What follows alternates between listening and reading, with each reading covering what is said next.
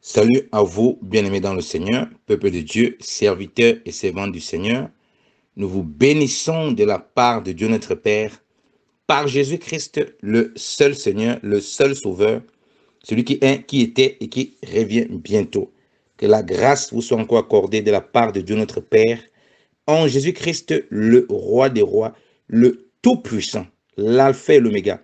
Nous voulons encore partager la parole du Seigneur, nous voulons nous édifier, parlant toujours de la nation. Nous prions pour la nation, le Cameroun, et nous prions pour les nations.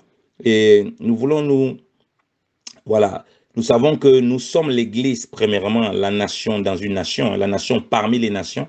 Et c'est nous qui devons montrer la lumière, parce que nous sommes la lumière du monde. Et c'est nous qui devons montrer la lumière. Et pour montrer la lumière, nous devons comprendre certains éléments qui reflètent la lumière pour que les nations, nos pays aussi comprennent ces choses et qu'ils cherchent vraiment le Seigneur de tout leur cœur. Donc, que le nom du Seigneur soit béni et qu'il soit encore voilà, élevé. Voilà, nous voulons faire une petite exhortation.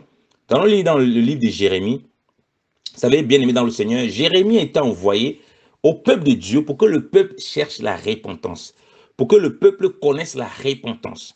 Jérémie est un prophète, comme je l'ai une fois déjà dit, un prophète annonce la repentance. Il va faire ce que le peuple retourne à Dieu. Quel peuple, premièrement?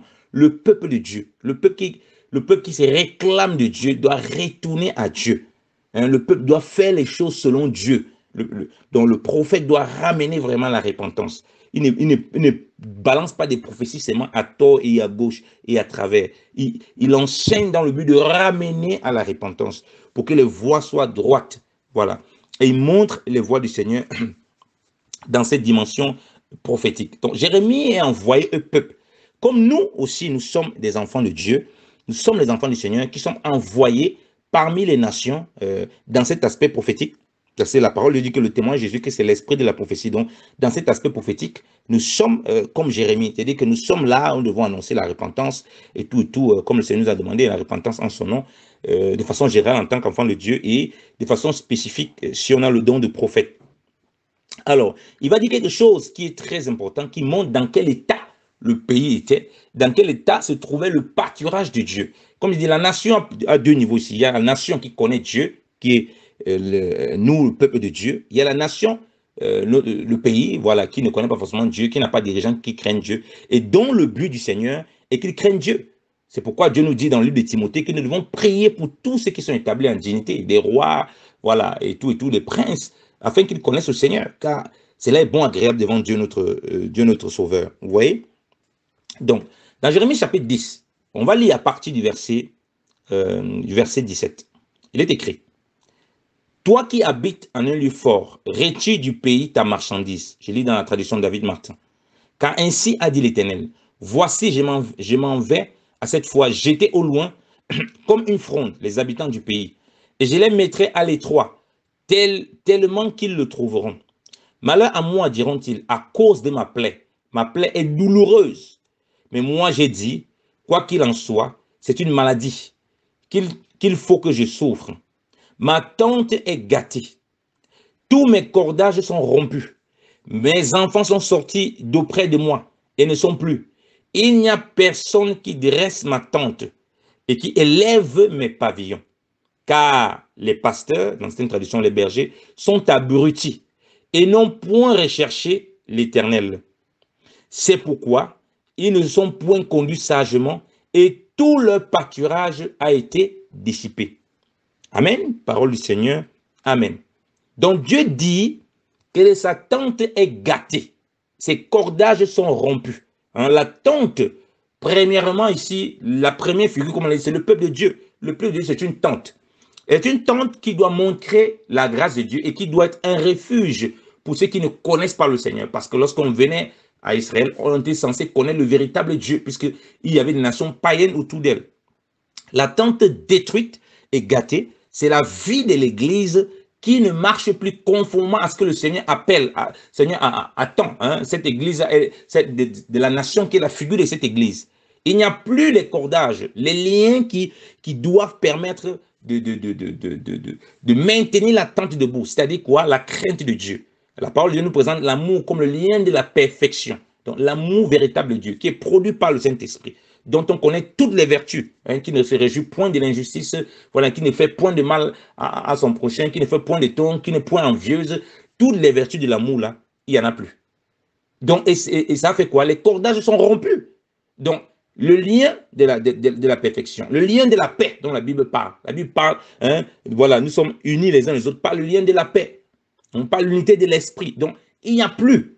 Donc, il n'y a plus cela. C'est la guerre, c'est la bataille, les serviteurs de Dieu qui se combattent entre eux. Et du coup, ça fait que la tente est détruite et gâtée. Au lieu qu'elle soit l'église, sa tente soit un lieu de refuge. Donc, c'est-à-dire que l'église soit la lumière du monde, elle devient quoi? L'obscurité, les ténèbres, un moyen de scandale. Et ça entraîne quoi? Que les enfants vont ça et là. Il y a toutes sortes de blessures, il y a toutes sortes de plaies terribles, il y a toutes sortes de difficultés que le pays vit parce qu'effectivement, la tente est ruinée. Donc, et Dieu explique. Donc, ça, c'est le cas de la nation. Donc, une nation, les nations qu'on a, notamment, on prend le cas du Cameroun, si la nation ne craint pas Dieu, parce que les pasteurs et les bergers dont on parle du verset 21, au niveau de la nation, c'est qui? C'est les conducteurs. Rappelez-vous que Dieu dit que les autorités, là, ils sont là, bien évidemment, et que, voilà, il n'y a aucune autorité qui ne vient de Dieu, qui sont là pour établir la justice. S'ils ne font pas la justice, alors, ils sont des bergers abrutis, stupides. Dans certaines traductions, c'est écrit stupide. Vous voyez? Ils sont des bergers stupides parce qu'ils n'ont point recherché l'Éternel. Donc le but, lorsqu'on prie pour une nation, c'est que les dirigeants recherchent vraiment l'Éternel. Et ou bien qu'il y ait des personnes autour d'eux qui vont rechercher l'Éternel et qui vont des instruments et d'appui pour qu'ils connaissent l'Éternel. Un peu comme Joseph était en Égypte. Sinon, le peuple va être détruit. Voilà pourquoi on voit des guerres, voilà pourquoi on voit des grincements des dents. On se demande, mais qu'est-ce qui se passe? Parce qu'ils ne recherchent pas l'Éternel et ils ne manifestent pas les vertus du Seigneur pour accomplir la justice. Parce que si Dieu a établi les dirigeants pour faire la justice et il commence à faire l'injustice, alors il y a un problème. Le peuple qui va crier à Dieu, si tout le peuple se met à crier à Dieu, ça devient compliqué pour ces dirigeants-là. Alors, des choses terribles peuvent se passer. Donc, on dit que le pâturage a été dissipé. Donc, on revient à l'échelle de l'Église qui est la colonne la plus de la vérité. Quand au niveau de l'Église, comme l'Église est une nation parmi les nations, pour que la nation physique se porte bien ou bien ait un modèle, il faut qu'à l'Église on voie. Si à l'Église, les gens voient que la tente est gâtée, comme nous avons dit, les cordages sont rompus. Chacun fait ce qu'il veut, fait comme il veut. Et que les bergers, les responsables sont devenus stupides de ce que le Seigneur dit. Donc c'est devenu abruti. Pourquoi? Parce qu'ils ne recherchent pas l'Éternel. Chacun va chercher son propre intérêt. Chacun va chercher ce qui l'intéresse. Chacun va chercher sa propre cause. Voilà pourquoi vous allez voir. Les gens vont commencer à prier beaucoup pour la nation Cameroun. Parce qu'ils vont commencer à penser que peut-être nos ministères, voilà, si la guerre arrive, mon ministère ne va plus marcher. Donc avant que ça n'arrive, il n'a jamais pensé à ça. C'est quand il commence à voir que la guerre se rapproche, il commence à penser à son propre intérêt. Mais il est étonné de voir comment le pâturage est dispersé. L'œuvre de Dieu est devenue voilà, bizarre. Donc, l'Église qui intercède pour une nation, les bergers, les responsables qui intercèdent, qui ne sont pas abrutis, qui cherchent l'Éternel, ce n'est pas quand leur business est menacé, ce n'est pas quand ton travail est menacé, c'est parce que tu as le cœur que tu sais que pour diriger le peuple de Dieu, pour diriger l'œuvre de Dieu, pour faire l'œuvre de Dieu, tu as besoin de rechercher le Seigneur. Le Seigneur dit parce qu'ils n'ont point recherché l'Éternel. Voilà pourquoi j'insiste toujours, et je le répète, un certain de ta vie de prière où tu es en communion avec Dieu, où tu le recherches pleinement avec la méditation de la parole, est très importante. Si tu ne fais pas ça, tu vas beaucoup parler, là tu es un cymbale qui retentit, il n'y a rien. Voilà pourquoi Dieu veut qu'on recherche d'abord sa face. Et comment Moïse recherchait la face de Dieu? À la montagne, dans la communion avec Dieu, dans la prière, dans la mise à part. Mais les gens veulent tellement qu'on les voie, veulent tellement être célèbres, veulent tellement s'accrocher pour faire l'œuvre de Dieu. L'œuvre de Dieu, ce n'est pas la force. L'œuvre de Dieu, ce n'est pas la course. L'œuvre de Dieu, ce n'est pas la concurrence. Donc cet esprit de concurrence amène maintenant que les gens se mordent les uns les autres. Voilà pourquoi ils ont des plaies, ça et là, qui ne sont pas forcément des plaies de l'ennemi. Paul le dit dans Galates chapitre 5, que c'est pour la liberté que Christ nous a appelés, nous a affranchis. Mais ne faisons pas de cela pour vivre dans la chair, hein, comme prétexte pour vivre dans la chair. Et de ne pas se dévorer les uns les autres. Hein. Vous voyez bien aimé, de ne pas se mordre les uns les autres. Donc, le peuple commence à se mordre les uns les autres. Pourquoi? Parce qu'ils sont dans la rébellion. Ils ne veulent pas revenir à la sagesse de Dieu. Ils ne veulent pas revenir au Seigneur. Ils ne veulent pas rechercher le Seigneur. Et voilà pourquoi l'Église, qui est la colonne la plus de la vérité, quand elle ne recherche pas Dieu, mais comment les dirigeants vont rechercher Dieu? Quand on voit qu'à l'Église, les gens ne cherchent que leur propre intérêt, les gens ne cherchent que soi-disant leur propre ministère, les gens ne cherchent que ce qui les intéresse. Les gens ne proposent rien de concret, même pour le bien-être des brebis, pour le bien-être... Voilà, les gens ne cherchent que eux-mêmes, alors que la statue parfaite de Christ, de rechercher l'intérêt de son prochain. Philippiens chapitre 2. Mais pour arriver à ça, il faut rechercher la face de l'Éternel. Il faut rechercher l'Éternel. Car les bergers sont stupides, sont abrutis, et n'ont point recherché l'Éternel des armées. Bien-aimés dans le Seigneur, est-ce que nous recherchons vraiment l'Éternel? Or, dans une certaine mesure, nous sommes gardiens les uns les autres. La Bible dit de veiller à ce que personne ne soit privé de la grâce de Dieu. Aucune racine d'amertume ne naisse dans nos cœurs et ne crée des rejetons. Donc, vous et moi, il peut y avoir des rejetons qui commencent à pousser. Parce que nous devons veiller les uns les autres. Et on veille les uns les autres comment? En recherchant le Seigneur. Combien de fois tu recherches le Seigneur? Quand est-ce que tu te lèves pour rechercher Dieu? Est-ce que le matin, ce qui te réveille le matin, c'est ton téléphone pour aller regarder toutes sortes de vidéos sur YouTube, toutes sortes de choses? Est-ce que quand tu te réveilles le matin, c'est le Seigneur que tu cherches en prière, en consécration? Telle est la question. Telle est l'interrogation. Est-ce que quand tu te couches, est-ce que c'est l'Éternel que tu cherches? Est-ce que c'est le Seigneur que tu cherches? Et puis on est étonné de voir comment, voilà, le pâturage est dispersé, de voir que les cordages sont rompus. Le lien de la perfection, il n'y a plus. La Bible dit qu'à cause de l'iniquité, la charité de plusieurs refroidira. La tente sera gâtée et détruite. Voilà pourquoi à un moment, ce peuple a été livré à Nebuchadnezzar. Parce qu'on annonce la repentance, les gens ne veulent pas se repentir, en commençant par l'Église dans la nation. Les gens continuent toujours à aller ça et là. Et la Bible dit qu'ils ne sont point conduits sagement. En fait, ils n'ont pas usé de sagesse. Quand on ne recherche pas l'Éternel, on n'use point de sagesse. Car la parole de Dieu déclare que le commencement de la sagesse, c'est la crainte de l'Éternel. Tu vas voir la crainte de Dieu comment quand tu ne recherches pas de tout ton cœur le Seigneur Tout-Puissant. Donc, ramenons le pâturage auprès du Seigneur. Recherchons premièrement le royaume de Dieu et sa justice. Ne recherchons pas Dieu lorsque c'est pour notre intérêt, lorsqu'on voit nos affaires qui veulent se détruire. Oui, quand les affaires veulent se détruire, on doit chercher la face du Seigneur. Mais c'est avant ça. Dieu est en train d'appeler le peuple par la bouche de Jérémie à rechercher le Seigneur. Parce qu'il voit de loin, Jérémie, ce qui va arriver. Donc, on voit de loin ce qui va arriver lorsqu'on ne cherche pas Dieu. On voit que la tente de Dieu est délaissée. On ne dresse pas la tente de Dieu. On dresse nos propres affaires. On dresse nos propres maisons. On a des projets, c'est là. Mais Dieu voit de loin que redresser d'abord la tente. Redressons la tente pour ôter les blessures et les plaies. Qu'on peut se faire les uns les autres. Pour être dans ces véritables liens de la perfection. Et là, on sera un témoignage vivant. La Bible dit que le Seigneur dit que c'est là que les hommes reconnaîtront que vous êtes mes disciples. Vous avez de l'amour les uns pour les autres. Vous vous aimez comme Christ vous a aimé. Il nous demande d'aimer comme Christ a aimé. On veut que la nation produise ça comment? Comment on veut que ceux qui sont établis en autorité fassent la justice, partagent les richesses équitablement? Quand ils voient qu'à l'église, ce n'est pas pareil. Quand ils voient qu'à l'église, les responsables sont... Certains s'empiffrent tellement, ils sont tellement obèses. Et en fait, ils vivent tellement bien, tandis que le reste du peuple vivent dans des conditions horribles. Vous voulez comment que les dirigeants de la nation, ils recherchent l'Éternel et qu'ils soient sages? Comment voulons-nous ça? Donc, que l'Église soit elle-même d'abord la pluie, la colonne de la vérité. Qu'on commence à prier. Dieu veut d'abord que le cœur soit redressé les tentes. Comme il a dit, le verset 20, il n'y a personne qui dresse ma tente. Qu'on dresse la tente. Or, la tente de Dieu, on sait, c'est l'église, le peuple de Dieu. Que le peuple de Dieu, là, on soit tenté de mettre les liens pour voir comment l'église vit. Il n'y a point d'indigent. Les gens cherchent vraiment Dieu. Il y a l'équité, il y a l'équilibre.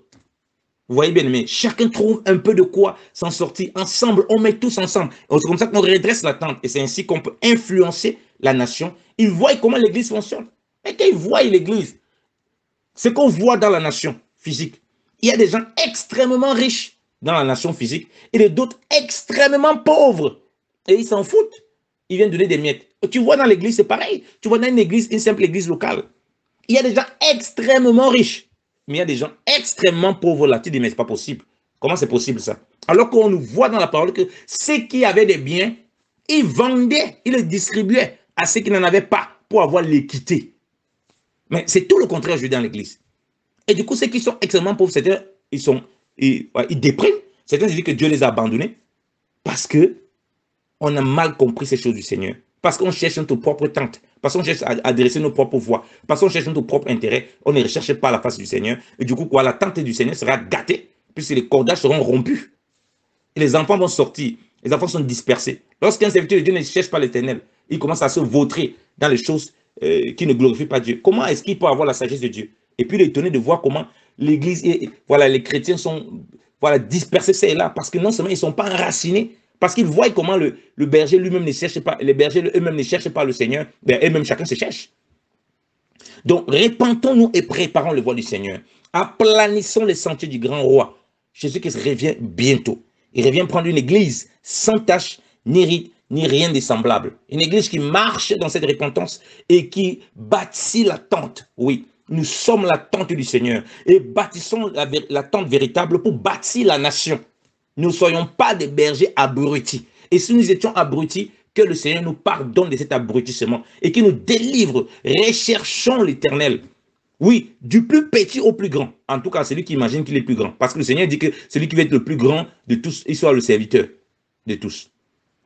Donc, recherchons, appliquons nos cœurs la sagesse de Dieu, la sagesse qui vient d'en haut, pour paître le pâturage du Seigneur. Et pour se paître les uns les autres, parce que nous sommes membres les uns les autres, et nous devons veiller les uns les autres. C'est ainsi que la nation voit comment l'Église dirige les choses. Et la nation voit, ça c'est ce qui est agréable devant Dieu. Et lorsqu'on vient parler à la nation, lorsqu'on va venir faire des critiques, faire des remarques, non, vous dispatchez les biens injustement. Vous faites les choses injustement, on sera vrai et véritable, parce que nous, on applique ça. Mais si on se tourne à l'église, on dit, ah, vous parlez, mais regardez comment l'église locale c'est. Il y a de l'injustice. Quand il y a injustice, la tente est gâtée, les cordages sont rompus. Il y a des gens qu'on traite injustement. Il y a de l'injustice. Il y a de la cupidité, il y a de l'avarice. Chacun passe ses propres affaires, comme les enfants d'Israël faisaient. Une nation qui était la figure d'une nation entière et une nation qui fait aussi la figure de ceux qui craignent Dieu, c'est-à-dire de l'église. Ils avaient ce double rôle. Et c'est ce qui s'est passé. Ils n'écoutaient pas les prophètes qui parlaient. Ils écoutaient les prophètes de bonne aventure, qui viennent dire des choses agréables, qui viennent annoncer la paix, alors qu'il n'y a aucune paix. Alors que voilà la guerre qui vient. Mais il vient, Anani, on a toujours des prophètes Anani, il y aura la paix. Il n'y aura pas la paix comme ça. La paix doit passer par la repentance. S'il n'y a pas la repentance, comment on va avoir la paix? Un homme qui ne se répand pas, humainement, qu'un homme ne se répand pas, est-ce qu'il peut connaître la paix de Dieu, bien-aimé dans le Seigneur? Comment on veut que la nation connaisse la paix de Dieu lorsqu'il n'y a pas la repentance? Donc, il faut vraiment que l'Église revienne à ça. Et que le peuple de Dieu soit cet instrument auprès du Seigneur pour manifester la crainte de Dieu. Ainsi, le pays va voir la main du Seigneur. Le pays va se détourner des voies qui ne glorifient pas le Seigneur. Du moins, à la mesure du possible, selon ce que le Seigneur y permettra. Mais que chacun de nous soit attelé à cela. Recherchons le Seigneur. Recherchons le Seigneur de tout notre cœur. Recherchons-le. Si nous avons été abrutis, répentons-nous devant le Seigneur. Que le nom du Seigneur soit béni. Amen. Oh Seigneur, oh Père, Seigneur, Papa, nous ne voulons pas, Seigneur, nous apitoyer sur notre plaie douloureuse, oh Dieu. Notre plaie à cause, Seigneur, de notre rébellion des images taillées, oh Papa, de l'idolâtrie dans laquelle on s'est vautré, Seigneur de gloire. Des maladies bizarres dans lesquelles on allait attraper parce qu'on ne craignait pas l'Éternel, parce qu'on ne recherchait point l'Éternel, Seigneur de gloire, parce qu'on cherchait notre propre intérêt. On a laissé ta tente, Seigneur de gloire. On n'a pas élevé tes pavillons, Seigneur de gloire. On a détruit, on a rompu les cordages, oh Dieu, Seigneur de gloire, qui permettent, Seigneur, de la tente d'être debout, oh Dieu, Seigneur de gloire. Négligeant vraiment l'œuvre de Dieu qui est de prendre soin, oh Papa, de ton troupeau, des frères et sœurs, oh Seigneur de gloire, pour chercher chacun son propre intérêt, chacun ses propres voies, ô Père. Nous te prions que tu ramènes encore cette équité, Seigneur, parmi l'Église, ô Dieu, afin que la nation physique, ô mon Dieu, mon roi, Seigneur, voit l'exemple sur l'Église, Seigneur, ô Père. Ô Seigneur, Papa, oui, ton amour ne peut encourager l'injustice, Seigneur, gloire, ô Père.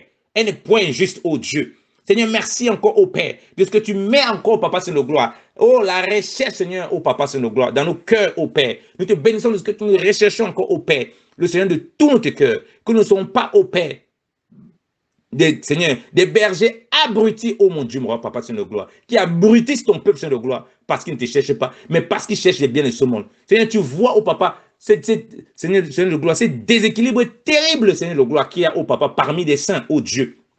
Oh papa, où certains sont tellement dans l'opulence, d'autres sont dans une extrême pauvreté, Seigneur. Même dans la même assemblée, Seigneur, des choses autant abominables devant tes yeux, ô Père. Oh Seigneur, et puis on se plaint que, Seigneur de gloire, la nation ne dirige pas bien les biens au Seigneur de gloire, ne partage pas bien les biens, alors que l'Église, qui est censée être la lumière du monde, fait pareillement au Dieu. Seigneur, merci encore au Père, que nous revenons à ces fondements au Père, où Seigneur, ceux qui avaient des biens le distribuaient, Seigneur, le vendaient, papa, pour subvenir aux besoins de ceux qui étaient dans la nécessité au Père, au nom de Jésus. Oh Seigneur, Père, nous croyons encore au Père que tu es le même aujourd'hui, hier et éternellement, et que tu es puissant pour produire ces choses dans les cœurs des enfants, au Père. Oh, nous te bénissons pour ces enfants, Seigneur, pour ton patronage qui est dissipé, qui est dispersé, qui revient encore à toi, Seigneur, pour bâtir, pour redresser les temps, Seigneur. Oui, Seigneur, de ceux-là qui sont déçus des assemblées, au Papa, Seigneur, qui ont quitté, Seigneur, blessés de toutes sortes de choses, Seigneur de gloire, toutes sortes de paroles malsaines, Seigneur de gloire. Seigneur, tu vois certains même qui blessent, Seigneur de gloire, et ils se conforment à leur propre raisonnement que non, ils ont le droit de blesser, Seigneur de gloire, marchant d'une certaine perversité, oh mon Dieu, mon roi, Seigneur. Oh papa, ne reconnaissant jamais le tort qu'ils font à qui que ce soit, Seigneur, se voyant sages à leur propre yeux, Seigneur. Papa, que tu délivres, Seigneur, ces conducteurs, Seigneur de gloire, stupides, Seigneur de gloire, oh papa, ces bergers stupides, Seigneur de gloire, pour savoir reprendre la brebis et la remettre, Seigneur de gloire, dans le droit chemin, papa, et montrer, Seigneur de gloire, la voie de l'éternel, oh Seigneur. Seigneur, merci encore pour ta grâce, Seigneur de gloire. À toi seul la gloire encore au Père. À toi seul l'ange encore au Père. Dans le nom précieux de Jésus-Christ de Nazareth. Gloire te soit rendue encore au Père. Au nom de Jésus-Christ de Nazareth. Amen. Amen. Que le nom du Seigneur soit béni. C'est votre frère bien-aimé, Yannick Stéphane, l'esclave de Jésus-Christ, mis à part pour annoncer l'évangile de Dieu, bien-aimé dans le Seigneur, pour préparer l'Église à rencontrer l'époux. Que le nom du Seigneur soit béni. Soyez encore bénis dans la paix de notre Seigneur. Au nom de Jésus-Christ de Nazareth. Amen.